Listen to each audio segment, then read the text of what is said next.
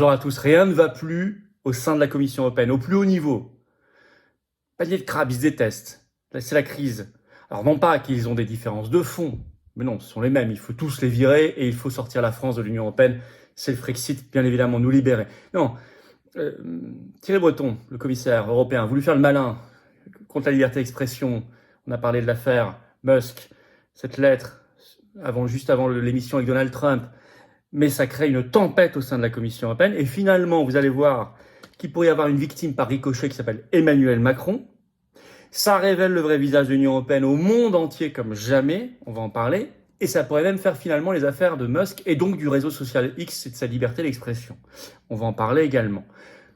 Très bien, des bons coups comme ça, on en attend d'autres parce que tout ce qui révèle ce qu'est l'Union européenne, son visage tyrannique, son visage liberticide, son visage totalitaire, est le bienvenu pour donner et mettre du carburant pour le Frexit, qui est le projet des patriotes, vous le savez. Alors merci de partager cette vidéo, pour cela de vous abonner ou réabonner à cette chaîne YouTube. Pour le faire, c'est tout simple, c'est juste cliquer en dessous, c'est le bouton s'abonner, c'est un clic, c'est gratuit bien sûr pour vous. Hop, vous êtes abonné à la chaîne ou réabonné si YouTube vous a un jour désabonné. Vérifiez, il y en a plein.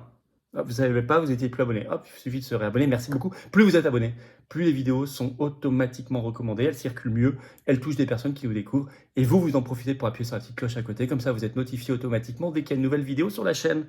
C'est pratique, gagnant-gagnant pour tout le monde, grand merci à vous. D'ailleurs, on fait un direct, ce vendredi 16 août, 19h, ici sur cette chaîne, soyez au rendez-vous.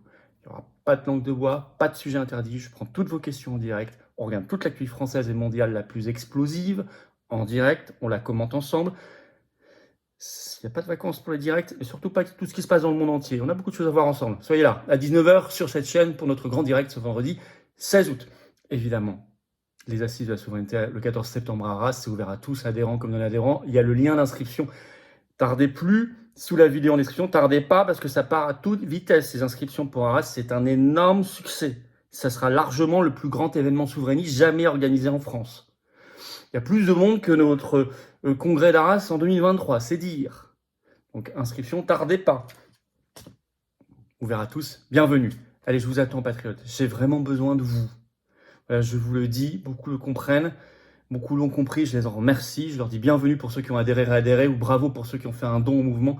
Continuez à le faire, parce que notre mouvement n'a pas un centime d'aide publique depuis la dissolution. On n'en avait pas beaucoup, ça a juste remboursé nos candidats nombreux aux législatives en 2022, que je félicite encore, mais c'est tout, on n'a rien gagné. Et on n'a plus rien du tout depuis la dissolution, on n'a pas d'aide des banques, on n'a pas d'aide médiatique, vous le savez. On est anti-oligarchique, la résistance authentique et populaire et patriotique. Mais si vous n'êtes pas là, ou pas suffisamment là, on peut rien faire, on peut pas faire les assises, on peut pas faire les affiches, les tracts, les manifs, les opérations coup de poing, se présenter aux élections. C'est ça le coup de l'indépendance. Mais en même temps, c'est beau, parce que c'est un mouvement de conviction et de cœur. Vous pouvez adhérer, réadhérer dès aujourd'hui, je vous appelle à le faire, et je vous dis bienvenue pour des belles valeurs. Par le premier lien sous la vidéo en description, faire un don au mouvement, c'est le deuxième lien sous la vidéo en description. Tout ça, c'est défiscalisé de vos impôts. Tous ces liens sont en même temps sur notre site les-patriotes.fr accessible. J'en reparle tout à l'heure. En tout cas, grand bravo pour le mouvement, c'est tellement vital, et bienvenue. Allez, on y va. Ça clash au sein de la Commission européenne. Tant mieux. Chaque fois que l'Union européenne se transforme en panier de crabe et qu'elle montre son vrai visage à la France et au monde, j'en suis heureux parce qu'il faut que ce truc disparaisse. Surtout quand, et c'est le cas dans cette affaire, Macron est une victime par ricochet. Alors, le clash. Bon, je ne vais pas refaire l'histoire. Vous connaissez l'affaire, on a fait une vidéo. Le commissaire européen à la censure officiellement au marché intérieur, Thierry Breton, qui sort sa lettre de mise en garde, de menace, d'avertissement, de chantage contre Musk, juste quelques heures avant l'émission avec Trump en direct sur le réseau social X. Mais en fait, ça n'a pas plu du tout à la Commission européenne, cette initiative. Les révélations ont été faites par le Financial Times ce 13 août. Je cite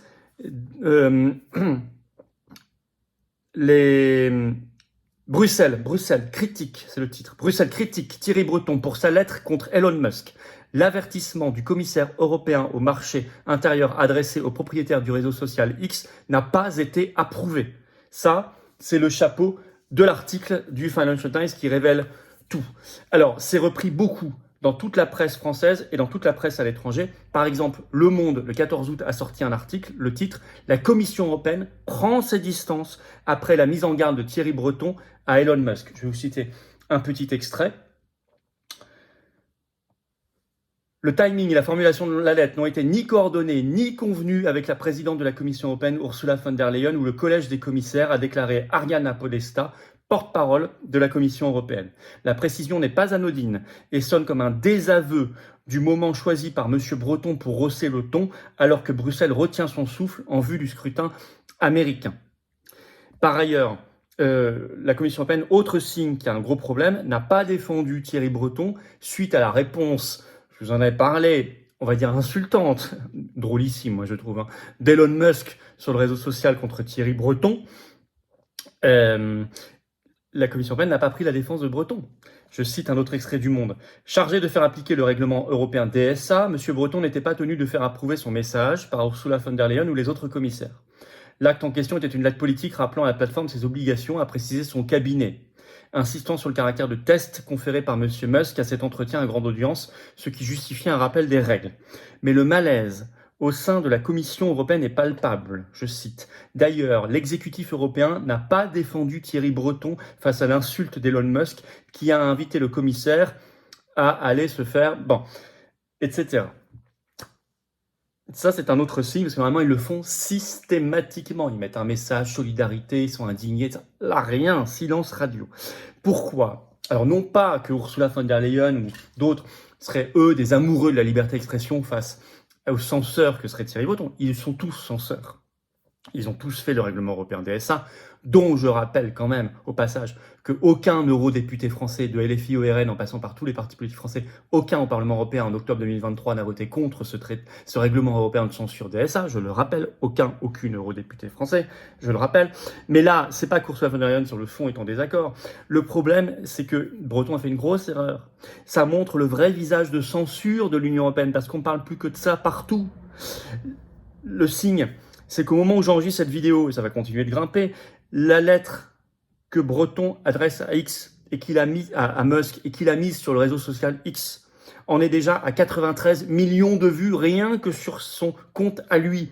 Il explose tous ses records de visibilité, ce qui prouve qu'il y a eu un buzz mondial comme jamais.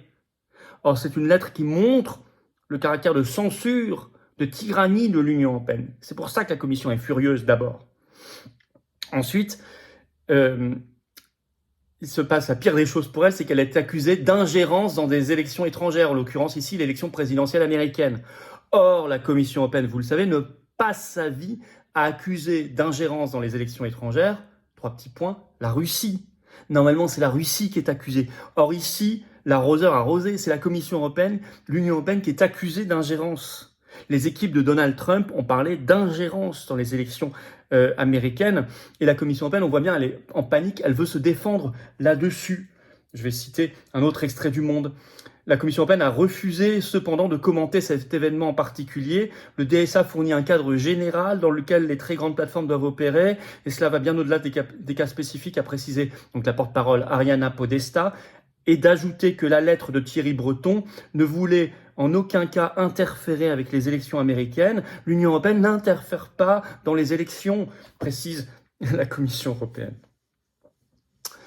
Voilà, sauf quand il s'agit par exemple d'élections françaises, où elle nous rappelle que ce serait dramatique de se couper de la construction européenne, ça se prive pas, ou qu'elle s'ingère dans les élections polonaises, hongroises, etc., etc. Vous le savez, ou le Brexit, par exemple, au Royaume-Uni. Alors, mais ça lui pose moins de problèmes. Mais ici, c'est assez amusant parce que elle est accusée d'exactement ce pourquoi normalement on accuse la Russie qui interfère toujours, notamment dans les élections américaines, pour la présidentielle, soi-disant. Alors, il y a une reprise mondiale. Fox News, par exemple, le 14 août sort un article, le titre « Le régulateur européen n'avait pas l'autorisation de mettre en garde Elon Musk contre l'amplification de contenus nocifs selon un rapport ». Et en fait, ça va même peut-être aider, parce qu'ils ont fait une faute. Breton a fait une erreur. Ça va peut-être même renforcer Elon Musk et X dans son affaire, puisqu'il y a un dossier qui est ouvert par la Commission européenne depuis 2023, dans son affaire contre la Commission européenne. C'est ce que pense par exemple un article de La Croix ce 13 août, le titre « Réseaux sociaux, pourquoi Musk balaye les mises en garde de l'Union européenne ».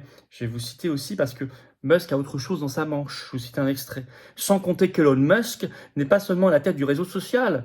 X, ce qui rend plus difficile sa condamnation. Il est aussi un grand industriel, propriétaire du constructeur automobile Tesla, entre autres. De ce fait, il a des intérêts économiques, notamment en Europe, ce qui rend les États membres de l'Union européenne plus prudents, assure Antoine de Tarlet, spécialiste des médias. Bah oui, quand Macron ne cesse de l'inviter à tous les sommets, Choose Friends, etc., pour lui dire, mais construisez une usine Tesla en France, etc., et qu'ensuite, on le menacerait de fermer son réseau social, surtout que maintenant, la Commission européenne est affaiblie par ses divisions, ça rend la chose plus compliquée. Donc finalement, cette affaire, elle va sauver un peu le dossier de Musk sur X par rapport à la Commission européenne. Bah, tant mieux. Alors en plus, c'est pas très bon pour Thierry Breton. Alors là, vous allez comprendre, ça a remué beaucoup de choses parce qu'il est devenu mondialement célèbre avec cette lettre. Je vous ai dit, rien que sur son compte, 93 millions de vues. Donc il n'y a pas que des Français. Hein. Et vous avez vu des pages en français, et même certains les ont traduites en anglais et dans d'autres langues, d'un livre de Juan Branco, qui est en libre accès sur son site, qui est sorti, qui a été publié en 2022, qui est tout récent, qui s'appelle 13 pillards. Il y a quelques pages consacrées à Thierry Breton. Et ça ressort partout. Et c'est pas très bon pour lui. Alors je vais vous citer, parce que on l'a partagé, ce livre. Moi, je l'ai fait sur mes réseaux. Donc, le chapitre 7, Thierry Breton s'appelle. 5,7 milliards d'euros, écrit Juan Branco. Je cite Juan Branco. C'est le cadeau de la France à Atos et Enedis en échange de l'installation de 35 millions de compteurs Linky. Opération industrielle catastrophique dont l'absurdité a été démontrée par la Cour des comptes, qui continue de faire scandale jour après jour. Surtout qu'on a appris depuis que ce qu'on pensait, Linky pouvait être contrôlé à distance et qu'il pouvait créer des pénuries énergétiques. Je cite toujours. Qui dirigeait alors Atos et a fait usage de son entre-gens pour en tirer près de 2 milliards d'euros pour son entreprise. Un certain monsieur Breton, propulsé par monsieur Macron à la Commission européenne après l'échec de la candidature de madame Goulard, retoquée. Cela ne s'invente pas pour corruption et conflit d'intérêts. Combien Thierry Breton, je cite, a-t-il touché lors de son passage à Atos, entreprise où il avait été propulsé après avoir été ministre de l'économie, miraculeusement redressé selon les médias grâce à cette opération de corruption, écrit Juan Branco. Plus de 40 millions d'euros. Combien cela nous a-t-il coûté? Plus de 140 euros par Français. Combien de stock options lui reste-t-il? L'équivalent de 50 millions d'euros, qui viennent s'ajouter à 200 millions d'euros de patrimoine personnel accumulé en alternant privatisation, passage en cabinet et nomination politique depuis 30 ans, etc. Vous lirez la suite. Ça, c'est dans le livre de Juan Branco, sorti en les 13 pillards 2022, je cite, qui est en libre accès, donc je peux me permettre de citer. Ça a été diffusé, il le dit lui-même, c'est en libre accès, gratuit. C'est d'ailleurs tout à son honneur. Et je voudrais quand même rajouter, ce qu'on a appris aussi depuis, que par ailleurs, depuis 2015, on a appris, c'est très officiel, hein, Thierry Breton, il a aussi la nationalité sénégalaise. Et ça aussi, c'est beaucoup ressorti. Beaucoup ressorti. Alors ça c'est intéressant, bah voilà, il veut faire le malin, bah voilà. Et ça c'est très bon. Alors pour M. Breton c'est pas très bon, mais pour l'Union européenne non plus en général, parce que ça montre, c'est un des grands visages aujourd'hui avec Ursula von der Leyen de la Commission européenne. Donc ça montre ce qu'est la Commission européenne et l'Union européenne. Et sont des dessous peu ragoûtants. Aussi bien le fond, la censure, la tyrannie, que les personnes qui incarnent. Alors par ricochet ça peut affaiblir Macron, pourquoi? Parce que Thierry Breton c'est le candidat de Macron à la Commission européenne. Oui, mais il n'est pas encore officiellement nommé. Non. Ursula von der Leyen a demandé aux États membres de leur fournir des candidats à la candidature pour être commissaire européen avant le 30 août. On n'y est pas encore. Pour la nouvelle commission. Et Macron l'a fait. Il a envoyé une lettre à Ursula von der Leyen en disant « Moi, j'aimerais bien que ce soit Thierry Breton ». Il a envoyé ça le 25 juillet dernier. Oui, mais sauf que là, ça a affaibli le dossier de Thierry Breton. Et donc, ça affaiblirait aussi, puisque c'est son unique candidat, Macron. Donc tout ça n'est pas forcément mauvais. Alors c'est à suivre. C'est à suivre. On n'est pas... Attention, je ne dis pas du tout ici qu'il y aurait les gentils commissaires et les méchants commissaires, qu'il n'y a pas une part de jeu là-dedans, de manipulation, de détestation personnelle aussi, on le sait, entre Breton et von der Leyen, tout ça est connu. Et qu'il n'y a pas... Et que von der Leyen, elle ne ferait pas le règlement de DSA de censure. Bien sûr qu'elle le ferait aussi, elle l'a approuvé, elle est présidente de la commission. Non. Ce qui est intéressant, c'est que ça affaiblit objectivement des acteurs, que ça montre objectivement le vrai visage de l'Union européenne, qu'il y a des Français qui ont découvert le règlement européen de censure DSA. Voilà, malgré tous nos efforts, ils n'étaient pas encore au courant. C'est par cette affaire qu'ils l'ont découvert. Et ben, je vais vous dire tant mieux que tout ce qui transforme l'Union européenne en panier de grappes, on prend parce que ça l'affaiblit. Tout ce qui la dévoile aux yeux de la France et du monde, on prend parce que ça l'affaiblit, parce que ça fait réfléchir des gens au Frexit. Et tant mieux. Et tout ce qui affaiblit au passage par ricochet Macron, on prend aussi. Et c'est bon aussi. Voilà, merci de partager cette vidéo, elle peut apprendre beaucoup de choses à beaucoup de gens. Merci de vous battre et de nous battre ensemble pour libérer la France, pour notre liberté d'expression et nos libertés, pour la souveraineté de la France par le Frexit. C'est ça le combat au cœur des patriotes, ce sera au cœur des assises de la souveraineté le 14 septembre à Arras. Pensez à vous inscrire par un lien sous la vidéo en description. Il y a également un lien vers un Facebook d'organisation du covoiturage pour aller là-bas. Inscrivez-vous vite, ça vous verra tous adhérents comme non-adhérents, parce que ça part très vite. On va être limité ensuite. Et merci de vous abonner à cette chaîne YouTube au moment où vous partagez la vidéo par un petit clic en dessous sur s'abonner, c'est un clic gratuit. Plus vous êtes abonné à la chaîne, plus les vidéos explosent, circulent, sont découvertes par des gens qui nous découvrent en même temps. Merci, bravo à vous. On est en direct ce vendredi 16 août à 19h sur cette chaîne. Soyez au rendez-vous, préparez vos questions. Ne vous mettez aucun interdit, on fait tout ensemble, gros direct. Sans problème technique, vous avez vu maintenant, c'est formidable. Allez, je vous attends, patriotes, j'ai besoin de vous. Vous êtes attachés à la liberté d'expression, c'est notre combat. Mais nous, on l'a prouvé. Si on n'était pas là, il n'y aurait pas eu les manifs. Si on n'est pas là, il n'y aura pas les assises de la souveraineté, vous le savez déjà. Pas besoin de vous le dire. Si on ne fait pas, c'est pas fait.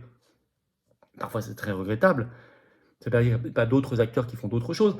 Mais ces actions de terrain, d'actions concrètes de rassemblement, si on ne les fait pas, c'est pas fait. Sur toute la période Covid, la paix en Ukraine, les manifs Frexit, les assises de la souveraineté à Arras le 14 septembre, si on ne fait pas les actions au pénal contre Ursula von der Leyen devant la justice, si on ne fait pas, c'est pas fait. Mais je ne peux pas le faire sans vous. Il faut adhérer, réadhérer, défendre des belles valeurs ou faire un don, certains peuvent le faire, au mouvement, parce qu'on n'a pas un centime de financement public, ni d'être des banques, rien. Bien sûr, rien, zéro centime. On a 100% adhésion, réadhésion, don. Adhésion, réadhésion, pour le faire, c'est le premier lien sous la vidéo en description. Ce lien est également en commentaire épinglé, une petite fiche sur l'écran maintenant, et dans quelques secondes, un lien sur l'écran. Choisissez. Faire un don mouvement, deuxième lien sous la vidéo en description. Tous les liens sont en même temps sur notre site, les-patriotes.fr, et tout est défiscalisé aux 2 tiers pour vous. Vous baissez massivement vos impôts en adhérant, réadhérant, ou faisant un don au mouvement. Profitez-en. Bravo aux donateurs, aux réadhérents, bienvenue aux nouveaux adhérents patriotes, et vive la France.